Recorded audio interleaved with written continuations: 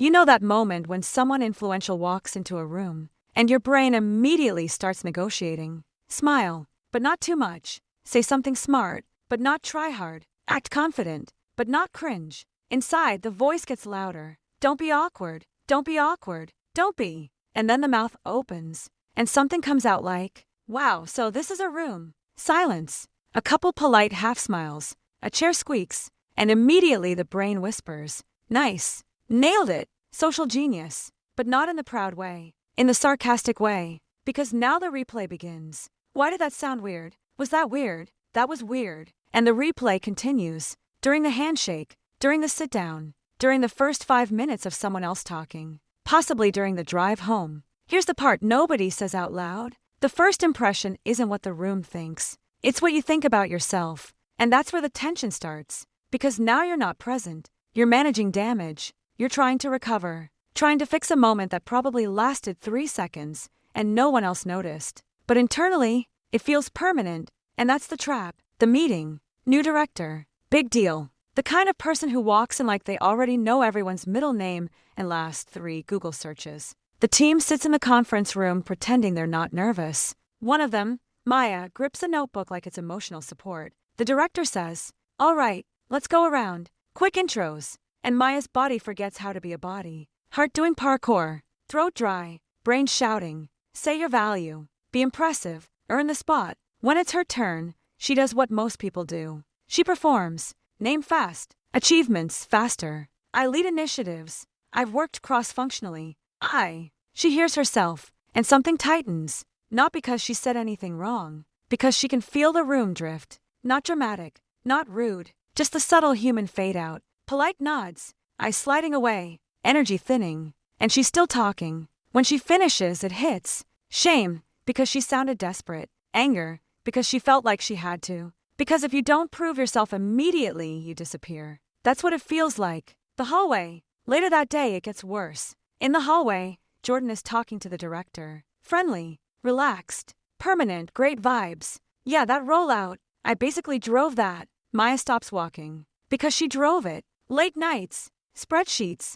Quiet panic. Minivan full of screaming toddlers level effort. Jordan sees her. Smiles. Keeps talking. Now the negotiation shifts. Correct them. Look petty. Stay quiet. Become invisible. Speak up. Risk the impression. Stay silent. Become wallpaper. She swallows it. And it sits in her chest like a brick. Unresolved. The mistake most people make. Here's what's happening. When you believe first impressions are fragile, you perform. You think the room is a judging panel. You think you have seconds to justify your existence. So you try to be impressive, smart, confident, valuable, controlled. But the more you try to control perception, the less human you become inside the interaction. And here's the uncomfortable truth. People don't connect to competence first. They connect to feeling. When you are busy managing how you're coming across, you stop noticing how they're feeling. You're not present. You're auditioning. Escalation. Playing the wrong game harder. Maya doubles down. She speaks more in meetings.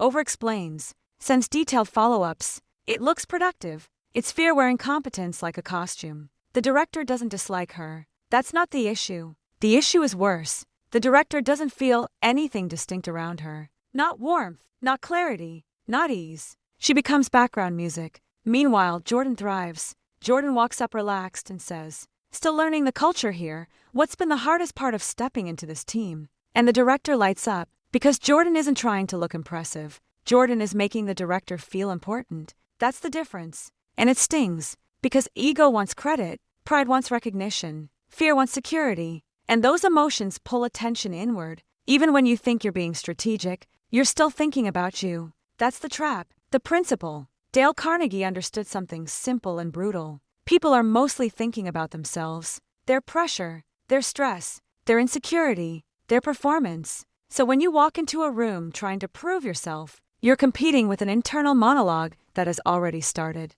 The better strategy. Shift the spotlight. The strongest first impressions are built on interest, not performance. Make them feel seen. Make them feel safe. Make them feel understood. And yes, your ego will resist that. Because it feels like surrender. It feels like stepping back. But it's not surrender. It's leverage. Low-stakes test. Coffee shop. The barista looks exhausted. Smiling since 6 a.m. Face running on fumes.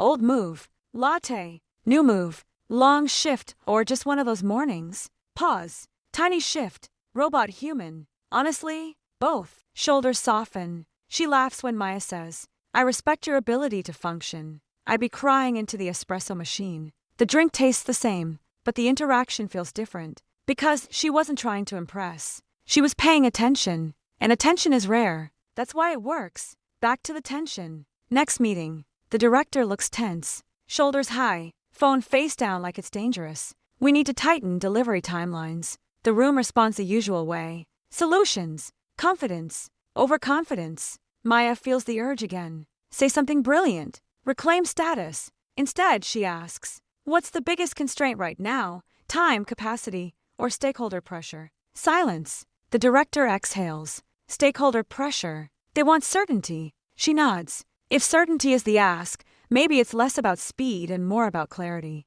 Weekly checkpoints could help them feel momentum. She speaks into the director's pressure, not her own, and something shifts. Shoulders drop. Not applause. Relief. That's influence. The twist. A good first impression isn't someone thinking you're impressive. It's someone feeling better after interacting with you. Less tense. More understood. More steady. That's what sticks. You don't win people by being unforgettable. You win people by making them feel seen. Social escalation. Dinner party. New group.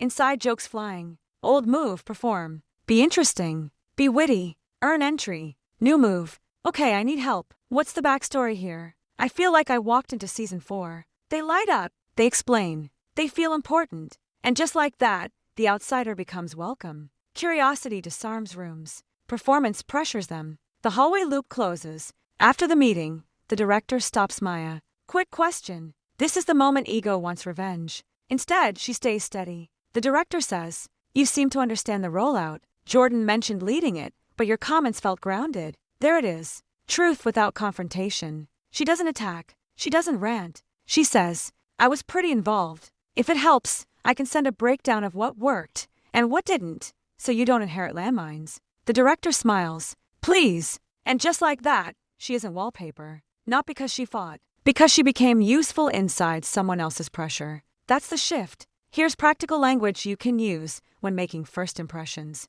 What's been the hardest part of that? What made you choose that? What's something people misunderstand about your job? You seem really good at this. How did that happen? If you could fix one thing about your week instantly, what would it be? I'm glad you said that. Most people don't. And the simplest one, tell me more. Say like you're staying, not scanning. The 5-step framework to better first impressions. 1. Don't audition. You're not there to be chosen. You're there to connect. 2. Find their pressure. Ask one question that reveals what they're carrying. 3. Reflect it back. That sounds heavy. That's exciting. That's a lot. How did you decide that? 4. Add one small value. Not a speech. Not a TED Talk. Not a know-it-all moment. Just one useful angle. 5. Leave them lighter. End the interaction with more clarity, more openness, and a subtle invitation to continue the connection. Because in the end, first impressions aren't made by trying to be noticed. They're made by making a natural, valuable connection.